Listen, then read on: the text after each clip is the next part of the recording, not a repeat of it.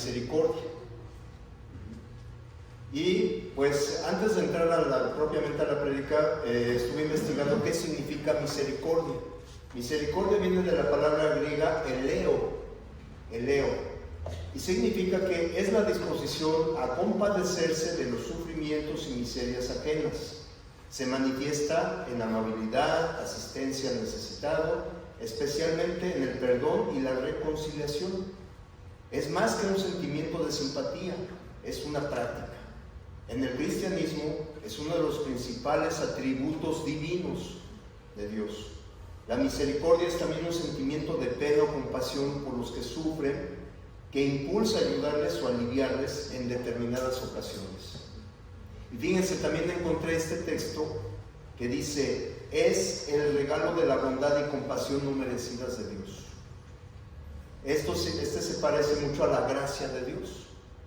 Es un don, un regalo que no merecemos de Dios. ¿Sí?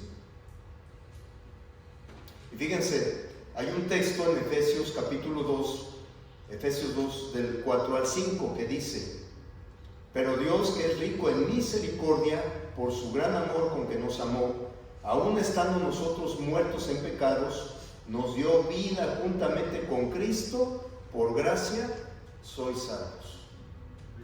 Entonces, hermanos, vamos a ver una lección donde vamos a ver el amor y la misericordia de Dios hacia nosotros como pecadores por medio de su Hijo, unigénito Hijo, que es nuestro gran Señor y Salvador Jesucristo. El tema titulado de este tema se llama Una nueva oportunidad de vida. Una nueva oportunidad de vida. Y vamos a analizar el texto, nos vamos a basar en el texto de Juan capítulo 8,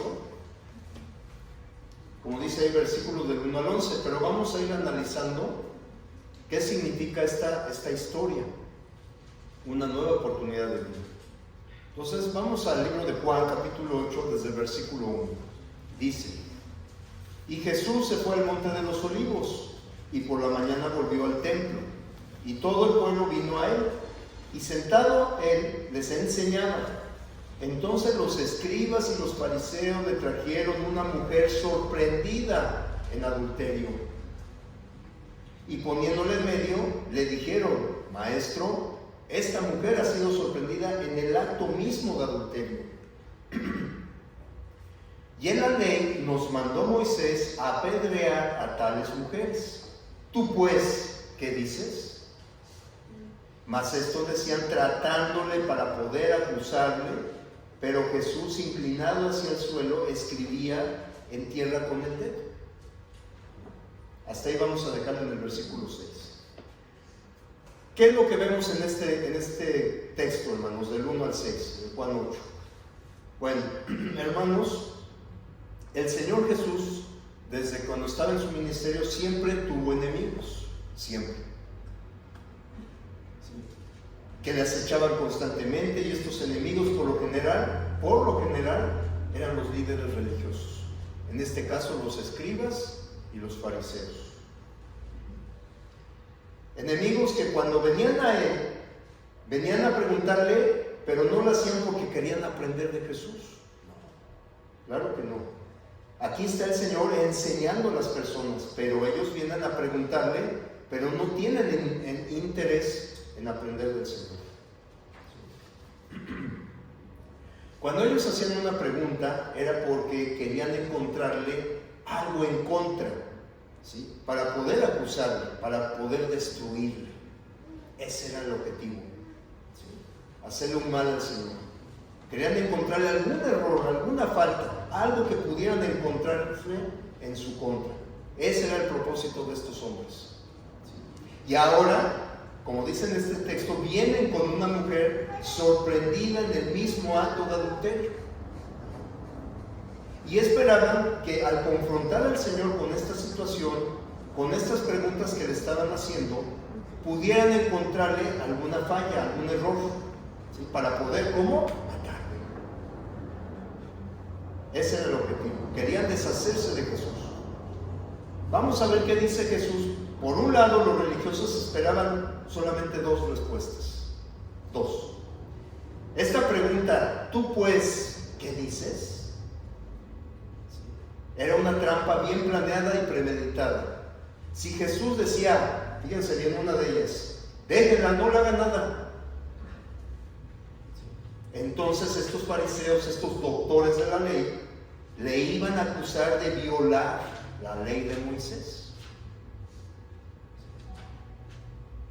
Por el otro lado, si Jesús les decía, no, mátenla, apedréenla, mátenla,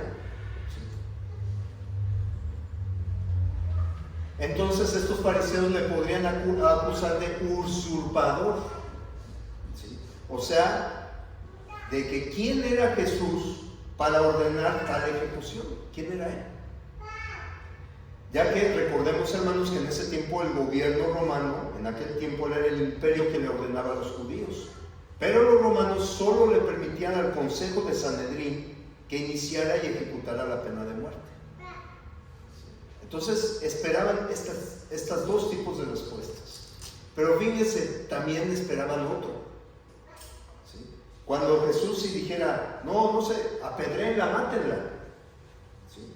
Lo iban a acusar de hipócrita también, porque primero comía con los pecadores, ¿verdad? Y ahora ordena que los mate. Entonces los fariseos y estos religiosos estaban esperando ese tipo de respuestas para poder acusarle. Pero Jesús, siendo Dios, siendo omnisciente, conociendo los corazones de ellos, ¿verdad? Vamos a ver qué respuesta magistral les dio a estos líderes. Vamos al siguiente versículo de Juan 8, que es en el versículo 7. Dice, y como insistieran en preguntarle, se enderezó Jesús y le dijo, el que de vosotros esté sin pecado, sea el primero en arrojar la piedra contra ella. Fíjense qué respuesta magistral les dio el Señor. Al decir esto Jesús, fíjense bien, al decirlo, no contradijo la ley. No. Porque es verdad, la ley decía esto.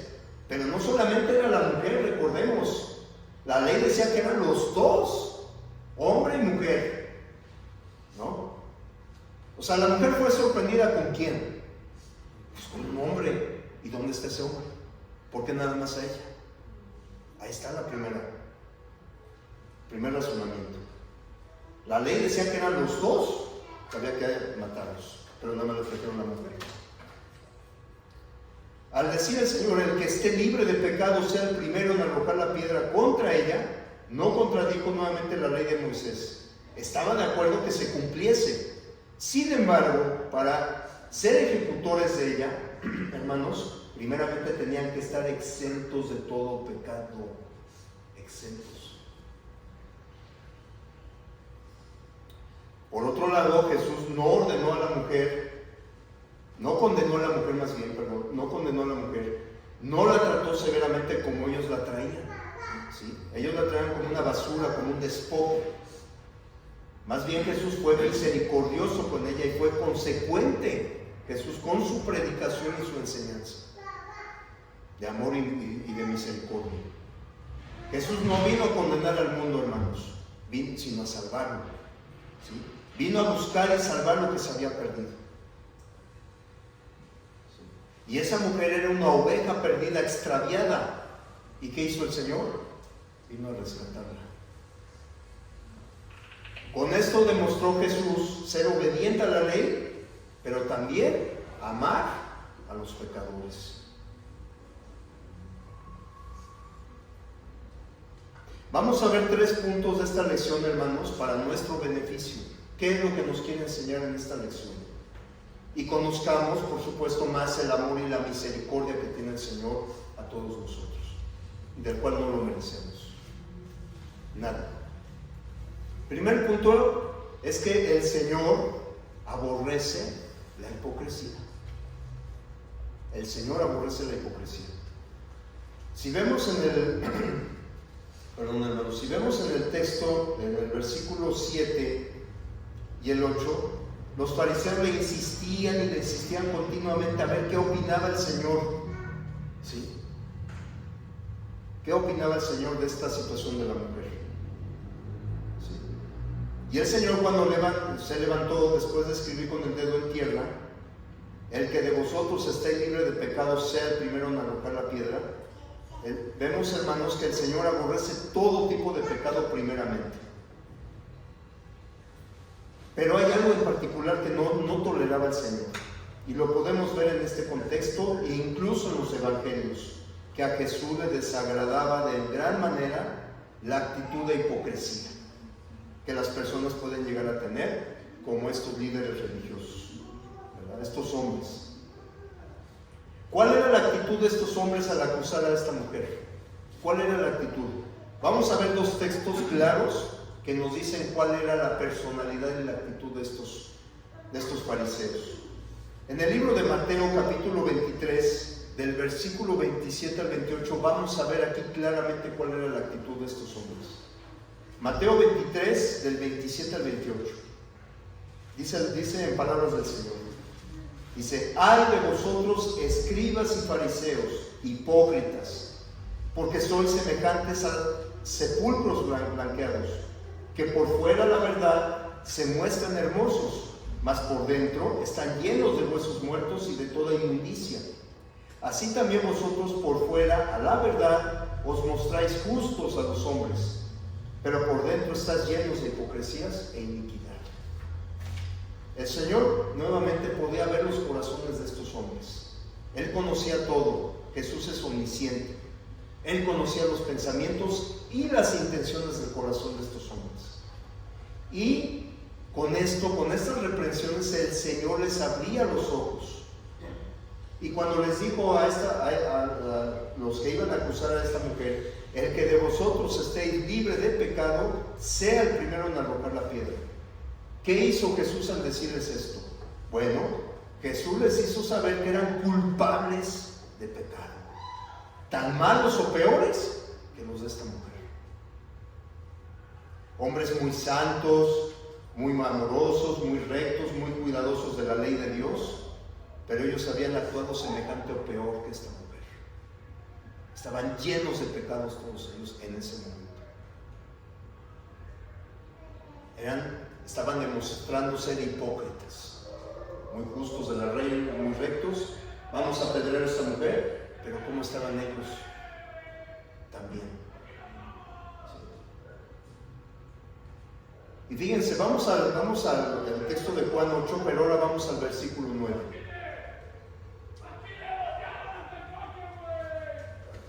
El versículo 9 dice: pero ellos, al oír esto, acusados por su conciencia, salían uno a uno, comenzando desde los más viejos hasta los postreros, y quedó solo Jesús y la mujer que estaba en medio. Hermanos, aquí lo que vemos es que al menos estos líderes tuvieron la suficiente decencia para reconocer que no eran dignos de arrojar las piedras contra aquella mujer. No eran dignos de ser ejecutores. Y nos preguntamos de esta lección, hermanos: ¿cómo es posible, con qué derecho, con qué autoridad moral se sentían dignos para hacer juicio contra esta mujer, siendo que ellos eran pecadores o peor? Actuaban como si fueran perfectos, como si fueran los guardianes de la moralidad, como si tuvieran todo el derecho del mundo, el derecho de Dios de condenar, de castigar, siendo que ellos eran igual o mucho peor que esta mujer, peor de pecadores. Ellos estaban llenos de hipocresía, porque aunque conocían muy bien las Escrituras, la ley, no la guardaban, no la obedecían, hermanos. Por eso el Señor les irritaba tanto a estas personas, les molestaba su presencia, sus palabras, su actitud de estos hombres. El Señor se molestaba grandemente por la hipocresía de estos hombres. Jesús hoy en día, hermanos, sigue aborreciendo esa misma actitud, esa misma tendencia al ver a los pecadores, a los pecados de los demás, sin fijarse primero en los que ellos tienen. Eso es lo que aborrece el Señor. Yo te voy a juzgar, tú estás haciendo mal, pero ¿qué estoy haciendo yo? Como dijo nuestro Señor: Tendemos al ver la paja en el ojo ajeno y no ver la viga en nuestro ojo. ¿Sí? Eso es lo que condena el Señor. ¿Sí? Fíjense bien, vamos a ver qué dice el apóstol Pablo en Romanos capítulo 2, versículos del 21 al 24. Romanos 2, del 21 al 24. Dice: tú pues que enseñas a otro, ¿no te enseñas a ti mismo? Tú que predicas que no se ha de hurtar, ¿hurtas? Tú que dices no se ha de adulterar, ¿adulteras? Tú que abominas de los ídolos, ¿cometes sacrilegio? Tú que te jactas de la ley, con infracción de ley deshonras a Dios. Porque como está escrito, el nombre de Dios es blasfemado entre los gentiles por causa de vosotros. Un texto claro de la hipocresía que el Señor aborrece. Así eran muchos de los judíos de la ley, hermanos.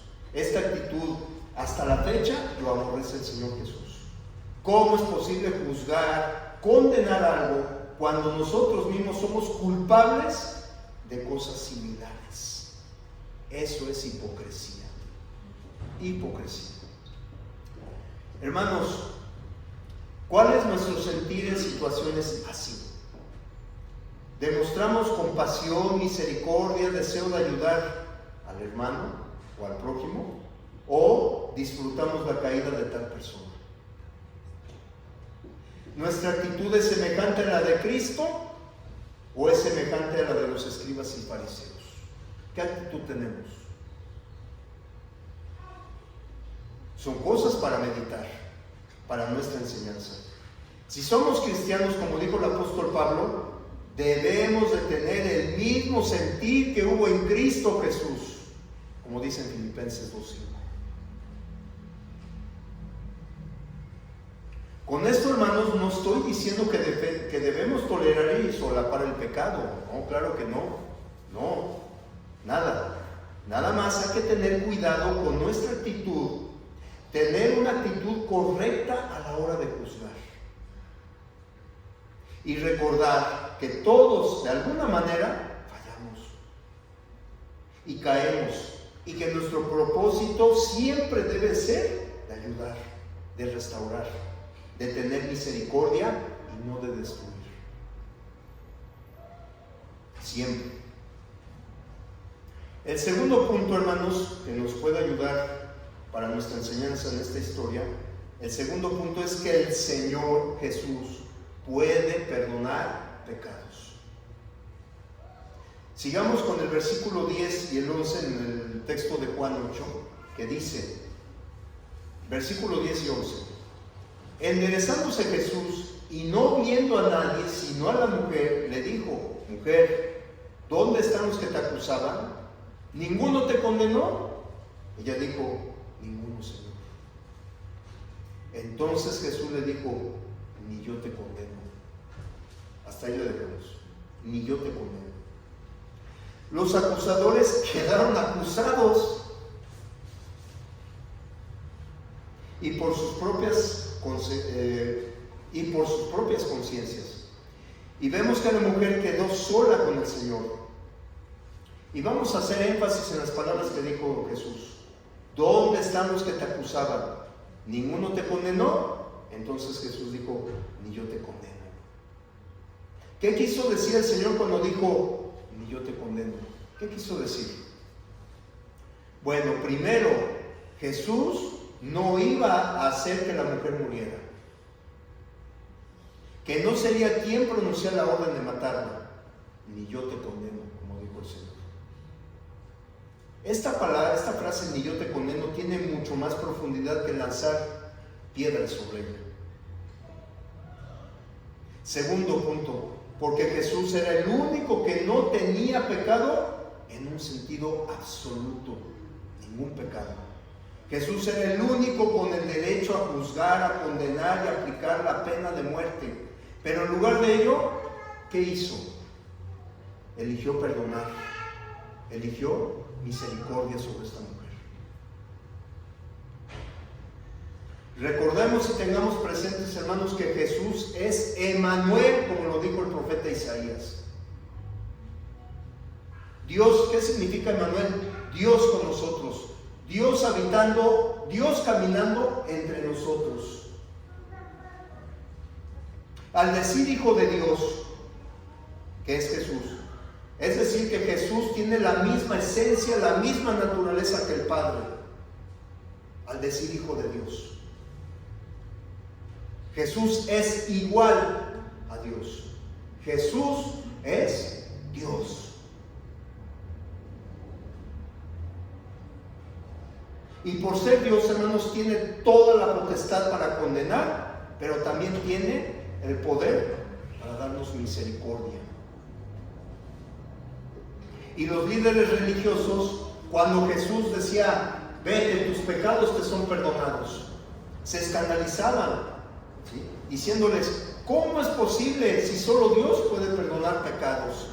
Ahí dijeron una gran verdad los fariseos, solo Dios puede perdonar pecados. Pero lo que no aceptaban ellos es que Jesús es Dios. Por eso tiene esa potestad, esa facultad de perdonar. El Señor puede perdonar pecados. Y si Jesús pudo perdonar el pecado de esta mujer, también nos puede perdonar a nosotros. Jesús vino a este mundo, predicó, guió a las personas al arrepentimiento, se sacrificó muriendo en la cruz, fue sepultado y resucitó al tercer día. Ahora está a la diestra de Dios, del Padre Celestial. Ahora Jesús ya no está aquí con nosotros, hermanos, en forma de carne, en forma de hombre. Ya no está. Estuvo poco tiempo en este mundo para decirnos, ni yo te condeno, tus pecados te son perdonados. Ya no está para decirnos de su propia boca. Sin embargo, hermanos, amigos que nos visitan, Jesús nos ha dejado un plan perfecto para la redención de nuestros pecados, a toda persona. Todos hemos pecado alguna vez, de alguna forma. A lo mejor hemos mentido, a lo mejor hemos cometido adulterio, fornicación, o nos hemos emborrachado, o hemos robado, o tantas cosas que una persona puede hacer, claro, cosas malas, que violen la ley de Dios. Y el Señor sigue perdonando desde el cielo, sigue perdonando a través del Evangelio, del plan perfecto que nos dejó el Señor, para que nuestros pecados sean perdonados y lavados. Si alguna persona ha pecado como lo hizo esta mujer, necesita, fíjense bien, el plan de salvación, oír la palabra de Dios para que tengamos fe, creer en Cristo Jesús como el Hijo de Dios, arrepentirnos de nuestros pecados, pedirle perdón a Dios, confesar con nuestros labios que Jesús es el Hijo de Dios, el Hijo del Altísimo, y bautizarnos para el perdón de los pecados,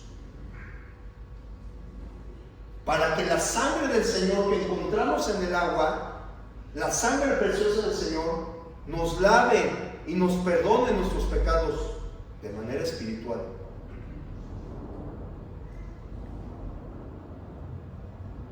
Y nos convirtamos en una nueva criatura. Las cosas viejas ya pasaron. Somos una nueva criatura en Cristo Jesús. Y cuando una persona sigue este plan perfecto de salvación, entonces el Señor Jesús perdona nuestros pecados así como perdonó a la mujer.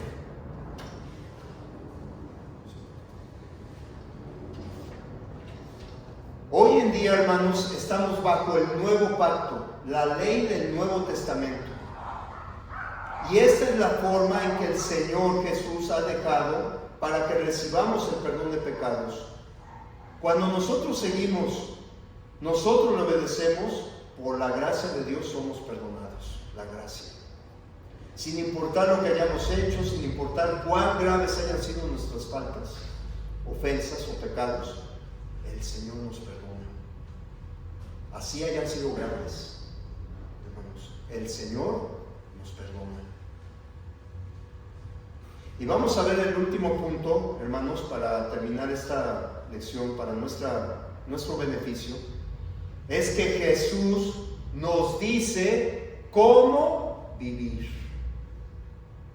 El Señor nos dice cómo vivir. Y vamos a este versículo 11 de Juan 8, donde dice, ella dijo, ninguno, Señor. Entonces Jesús le dijo, ni yo te condeno, vete y no peques más. Vete y no peques más. El Señor Jesús, hermanos, no le dijo, oye, ya continúa pecando, yo ya te perdoné, vete, sigue tu vida como la has estado llevando, acabo de la misma manera. No le dijo eso. El Señor Jesús no le dijo, mira, está bien, puedes cometer adulterio, pero ten cuidado, no te vuelvan a cachar. Claro que no le dijo eso el Señor. El Señor le dijo, vete y no peques más. No peques más. Y es que, hermanos, aunque Dios ama al pecador, aunque el Señor desea salvarle y que desea lo mejor para él, hermanos, es claro que Dios aborrece el pecado. Lo aborrece. Esa clase de vida, esa clase de práctica que ofende a Dios, hermanos. Dios no quiere que nosotros vivamos en pecado. ¿Sí? No quiere que lo practiquemos. Él está dispuesto a perdonar, sí. A tener misericordia, sí. Pero también nos dice cómo debemos de vivir. ¿Cómo? No peques más. El adulterio, hermanos, es un pecado horrible. El adulterio. Y podemos decir, muy escandaloso. Y aún así, Dios puede perdonarlo. ¿Y qué creen? Lo hace. Lo hace. El mensaje del Señor Jesús también es para nosotros. Los que anduvimos alguna vez, fuimos perdonados de nuestros pecados. El Señor nos dice lo mismo. Vete y no peques más. Vamos al libro de Romanos, capítulo 6, versículos del 1 al 4. Romanos 6, versículos del 1 al 4. En palabras del apóstol Pablo, fíjense bien lo que dice en este texto. Dice, ¿qué pues diremos? ¿Perseveraremos en el pecado para que la gracia abunde? ¿Perseveraremos en el pecado? En ninguna manera. Porque los que hemos sido muertos al pecado, ¿cómo viviremos aún en él? ¿O no sabéis que todos los que hemos sido bautizados en Cristo Jesús, hemos sido bautizados en su muerte? Porque somos sepultados juntamente con Él para muerte por el bautismo, a fin de que como Cristo resucitó de los muertos por la gloria del Padre, así también nosotros andemos en vida nueva. Aquí nos está diciendo el Señor cómo quiere que andemos, cómo quiere que vivamos. Vida nueva. Vete y no peques más. Así quiere Dios que vivamos una vida diferente, totalmente nueva, una nueva oportunidad de vida. Él nos perdona. Cuando somos sepultados, nuestros pecados son perdonados, son borrados definitivamente. La sangre del Señor que encontramos en el agua, en las aguas del bautismo, de manera espiritual, pero ahora quiere que vivamos una vida nueva, diferente, una vida apartada del pecado. Eso es lo que dice el Señor. Vete y no peques más. Vamos a otro texto, Primera de Corintios, un texto que todos conocemos. Primera de Corintios, capítulo 6, versículos del 9 al 11. Primera de Corintios, capítulo 6, versículos del 9 al 11. Dice la palabra de Dios. ¿No sabéis que los injustos no heredarán el reino de Dios? No erréis, ni los fornicarios, ni los idólatras, ni los adúlteros, ni los afeminados, ni los que se echan con varones, ni los ladrones, ni los ávaros, ni los borrachos, ni los maldicientes, ni los estafadores heredarán el reino de Dios. Fíjense cómo dice: y esto erais algunos, mas ya habéis sido lavados, ya habéis sido santificados, ya habéis sido justificados en el nombre del Señor Jesús y por el Espíritu de nuestro Dios. Como vemos en los Corintios, en algún momento de sus vidas ellos han practicado esta clase de pecados, pero el Señor les perdonó, tuvo misericordia, los lavó, los santificó por medio de la sangre preciosa del Señor Jesús que encontramos en las aguas del bautismo. Noten cómo dice Pablo: y esto erais algunos. ¿Sí? Es decir, que ahora en Cristo Jesús, en su vida cristiana, los corintios ya no eran más esa clase de personas. ¿Por qué? Porque ya no practicaban el pecado. Ya no lo practicaban. Porque el Señor les perdonó. ¿Sí? Primeramente porque el Señor les perdonó. Y segundo, porque ya no practicaban esta clase de pecados, al igual que nosotros ahora, hoy en día. Quien verdaderamente quiere el perdón de pecados, hermanos, amigos, jóvenes, debe estar dispuesto y decidido a poner fin a sus malas obras. A partir de hoy, decir: yo entregaré mi vida por completo al Señor y Él me va a perdonar, me va a lavar de todo lo malo que he hecho. De aquí en adelante no vuelvo atrás, no vuelvo atrás. Vete y no peques más. Es una expresión que sin duda alguna, hermanos, nos da una nueva oportunidad de vida, una expresión de amor y de misericordia del Señor hacia nosotros, en darnos esta nueva oportunidad de vida. Y vamos a ver el último texto, hermanos, muy bonito, muy profundo, en el libro de Proverbios, capítulo 28, Proverbios 28, 13. Dice: el que encubre sus pecados no prosperará, mas el que los confiesa y se aparta alcanzará ¿qué? Misericordia. Alcanzará misericordia. Hermanos, amigos y jóvenes, la misericordia de Dios está al alcance de todos. Si usted, amigo que nos visita, aún no ha obedecido el Evangelio de Jesucristo para el perdón de los pecados, la misericordia de Dios está al alcance de usted hoy. Hoy. Como dicen en el libro de 2 de Corintios, capítulo 6, versículos del 1 a 2, que dice: hoy es el día de salvación. Hoy, no mañana, hoy. Porque fíjense, amigos, hermanos, jóvenes, hay dos factores por el que si no aprovechamos esta oportunidad que el Señor nos da, no podemos ser salvos. Hoy estamos y mañana no sabemos. Y dos, la segunda venida del Señor, como escrito está, Él vendrá como ladrón de la noche. Él vendrá en el día menos pensado, la segunda venida, y ahí se acabará todo. Ya no habrá oportunidad de arrepentimiento.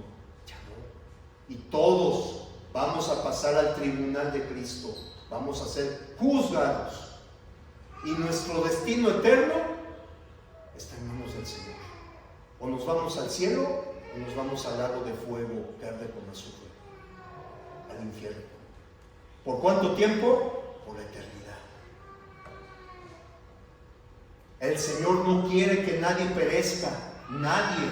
El infierno fue creado para Satanás y sus ángeles, pero también tristemente para la persona que no se arrepienta,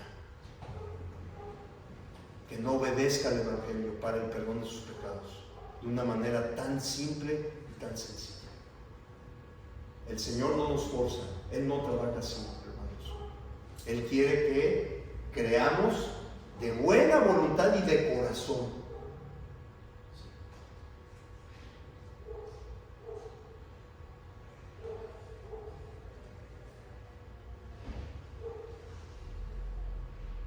Arrepiéntase de todo corazón, amigo que nos visita. Confiesa a Cristo como su Señor y como Hijo de Dios. Sea bautizado y apártese del pecado. Apártese de esa clase de vida. Si hay amigos y jóvenes que quieran tener una nueva oportunidad de vida que el Señor les puede otorgar por su gran amor y misericordia, y que de todo corazón, ¿sí?, que Jesús le perdone, hágalo. Le invitamos en este día. Hoy es el día de salvación. Como dice el eunuco etíope, cuando Felipe le predicó el Evangelio y vieron agua, dijeron: aquí hay agua. ¿Qué impide que yo sea bautizado? ¿Qué impide? ¿Qué les impide, amigos? Aquí hay agua, aquí hay ropa, aquí tenemos todo lo necesario. ¿Para qué? Para que sus pecados el día de hoy puedan ser perdonados y tengan una nueva oportunidad de vida en Cristo Jesús, Señor nuestro. El Señor tiene amor, tiene misericordia para todos nosotros. El Señor no quiere que nadie perezca, porque un día el Señor va a venir a juzgar. Todos vamos a pasar al tribunal de Cristo a rendir cuentas, y nuestro destino eterno va a ser determinado ahí mismo, o al cielo con Dios o al infierno por la eternidad.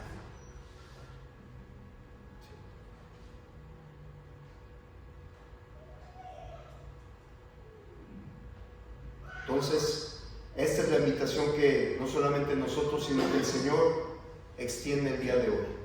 Hermanos, amigos, espero que esta sencilla lección nos haya servido para reflexionarla. Y por qué no, amigos que nos visitan, yo quiero tener una nueva oportunidad de vida que el Señor nos ofrece. Gracias por su atención y que Dios les bendiga a todos.